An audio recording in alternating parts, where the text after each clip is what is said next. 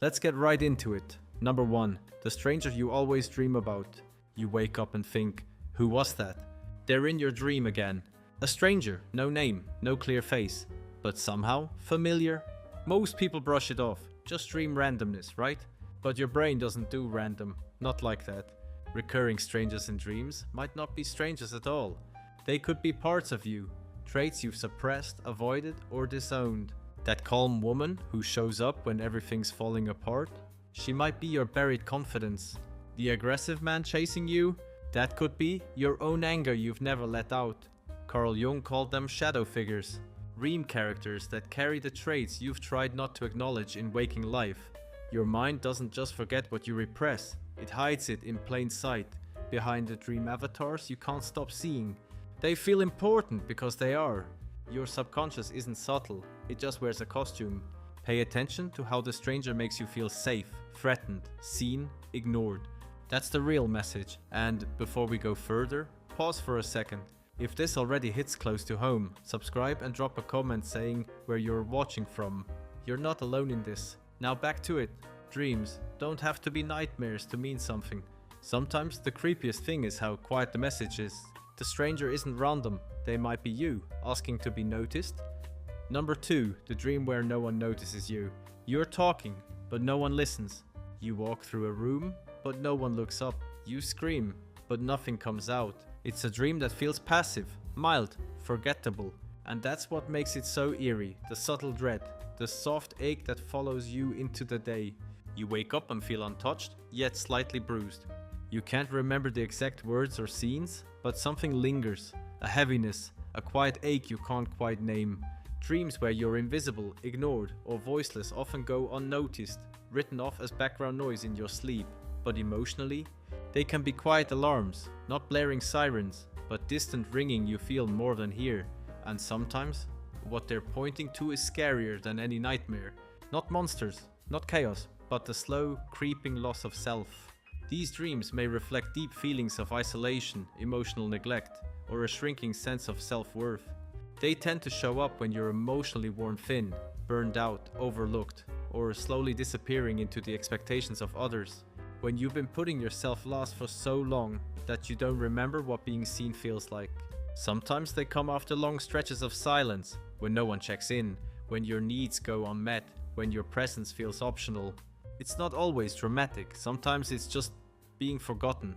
In the dream, you might try harder, speak louder, wave your arms, even break down. But the silence remains. That silence, it's not just part of the dream, it's the message, a quiet echo of something you may be carrying in real life. That ache you feel when your words die mid-sentence. That moment when you realize no one asked how you're doing. Again, maybe you're surrounded by people who talk, but never really listen. Maybe you've spent years becoming what others needed until you forgot what your own voice even sounds like. Maybe you've been holding everything together in silence, and your mind is starting to crack the surface. And maybe, just maybe, that silence in your dream is a rebellion. Your brain's way of reminding you, this isn't okay, this isn't sustainable. Your brain doesn't always scare you with nightmares, sometimes it delivers metaphors, and this one, it's about erasure. Not all at once, but little by little, word by word, smile by smile, until you wake up and realize you've become a ghost in your own story. And the people around you? They never even noticed the haunting had begun. So next time you dream of being overlooked or unheard, don't just shrug it off. It might be your subconscious whispering, you deserve to be seen, you deserve to take up space. And more than that, you deserve to be heard, loudly, clearly, unapologetically. Number 3, teeth falling out. It starts simple, you're talking, laughing, maybe just looking in a mirror. Then something shifts. You feel a wobble in your mouth, a tooth, then another, and before you know it, your teeth are crumbling, falling, vanishing. You try to catch them, push them back, stop the unraveling, but it's too late. You're left stunned, maybe horrified, wondering why such a strange and specific dream hits so hard. This dream is common, weirdly common, across cultures, ages, backgrounds. It's often dismissed as random, just another odd file in the mental junk drawer. But it might be carrying something deeper. Teeth are symbols of power, of appearance, of control. Losing them in a dream can be a metaphor for losing something you rely on to face the world. When your life feels unstable, when change is looming, When control slips through your fingers, your brain might show you that fear in the form of crumbling teeth. Psychologists link this dream to anxiety, not the loud, panic-driven kind, the slow, creeping anxiety that hides in daily life. Fear of failure, fear of aging, fear of being exposed. Maybe you're in a phase where things feel out of your hands, a job shift, a relationship shift, something that makes you question your role, your identity, your grip on the version of yourself you know. There's also something more primal. Teeth are survival tools. You need them to eat, to speak, to smile.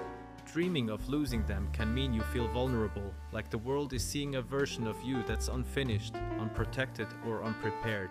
You're afraid of being judged, of not measuring up, of being seen at your weakest, and still, it's not always dramatic. Sometimes it's just your mind working out everyday stress.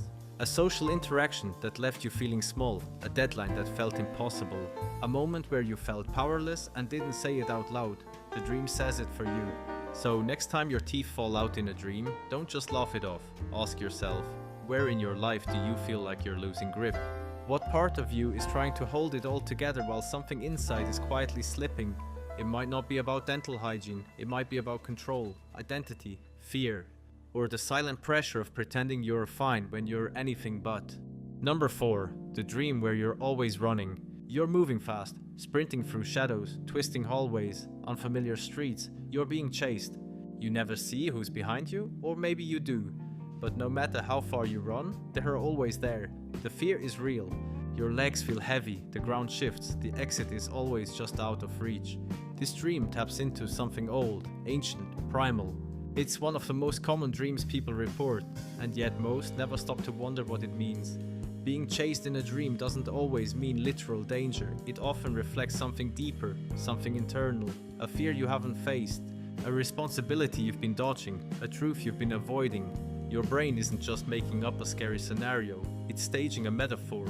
The figure chasing you could be stress, guilt, regret, or even a part of yourself you've locked away, a memory, an emotion, a version of you that refused to stay buried. What's striking is how rarely you get caught. The chase just continues, scene after scene. That endless run mirrors how we often handle discomfort in real life. We don't confront it, we just move faster. We distract, delay, deny, and the brain turns that behavior into a loop. Run, fear, repeat. Sometimes the dream shifts. You're in your childhood home, or a school, or some place you haven't thought about in years. These settings aren't random either, they are clues. Places tied to something unresolved, something unfinished. Therapists say this dream can point to avoidance. Are you putting something off? Are you running from a decision, a conversation, a reality that scares you? Your brain can't outrun it, so instead, it plays it out in your sleep. So, if you find yourself running again tonight, don't just wake up and shake it off. Ask, what am I really running from, and what would happen if I stopped? Number 5. The dream that feels too real. You wake up sweating. The room is familiar, but something feels off. Not just off, foreign, eerie, like waking up in a place you recognize but somehow don't trust. Because for a moment, or maybe longer, the dream felt more real than anything else in your life.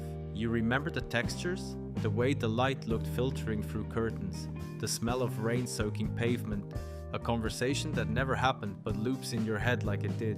Not hazy like most dreams, sharp, vivid, complete. This isn't just vivid dreaming, this is your brain stepping beyond the ordinary. These hyper-real dreams tend to show up during emotional tipping points, moments of high stress, unresolved grief, or seismic change. When your conscious mind can't deal with the weight of it all, your subconscious steps in, quietly pulling levers in the dark. It tries to help carry what you won't, or can't, or don't know how to face, and in doing so, it creates stories, rich, detailed, meaningful ones, out of pure emotional signal. In these dreams, memory and fiction start to blend, the edges soften. You see people you've lost, except they look a little younger, or speak in ways they never did. You visit places that never existed, but feel more like home than your own house. You feel emotions you didn't even know were bottled up inside you. Some people wake up crying, their chest tight with something they can't name. Others wake up with answers to questions they hadn't realized they'd been asking for years. Psychologists believe these dreams are your brain's quiet coping mechanism, a late-night editor stitching the pages of your mind back together. They act like internal theater, where your unconscious stages scenarios, uses metaphors, and slips painful truths past your defenses. Survivors of trauma often report these dreams as strangely specific, as if their mind has recorded a movie their waking self isn't allowed to watch yet. And the dreams keep returning, night after night, until they're finally heard. Sometimes these dreams feel spiritual, sometimes they feel like warnings. Other times, they just leave you feeling deeply unsettled, like you brushed against something ancient inside yourself. But the one thing they never are is forgettable. These dreams linger, they hum in your chest long after you open your eyes. They stain your thoughts with emotional residue you can't quite wash off. And maybe, just maybe, that's the point. Maybe these dreams aren't random messages but carefully placed mirrors. Not to confuse you, but to show you something raw and buried. What you're carrying, what you're avoiding, what you're finally ready to face, even if only behind closed eyes. If you like this video, hit that subscribe button and drop a comment below. Tell us which one creeped you out the most. We'll see you in the next one.